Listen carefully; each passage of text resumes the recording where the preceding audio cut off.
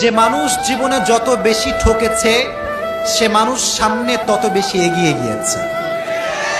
জীবনের সামনে আগাবার জন্য মাঝে মাঝে মন ভাঙাটাও অনেক বেশি জরুরি। যতবার মনটা ভাঙে ততবার বোঝা যায় মানুষ হচ্ছে বড় স্বার্থপর। এজন্য আমি আসিফের ব্যক্তিগত মতামত হচ্ছে, জীবনে উন্নয়ন করবার জন্য মাঝে মাঝে ছ্যাক খাইতে হয়, মাঝে মাঝে ঠকতেও হয়। আর আমি এর আগেও বলেছি, জিন্দগি মে কবি কবি আগে बढ़ने के लिए एक कदम पीछे भी जाना पड़ता है। দেখবা যখন মানুষ দৌড়াতে চায় রেস করার জন্য, দেখবা তার এক পা পেছনে থাকে, ঠিক না? কারণ যত পা পেছনে সে নেবে ততটা সামনে সে আগাবে। অতএব আজ থেকে আমাদের শিক্ষা হচ্ছে এইটা, ঠকে গেলে ঠেকে যাওয়া যাবে না, এমন একটা সফলতার চূড়ান্ত পর্যায়ে পৌঁছাতে হবে আজ যে তোমাকে ঠকাচ্ছে আগামীতে সে তোমাকে স্যালুট করতে বাধ্য হয়ে যাবে, ঠিক না?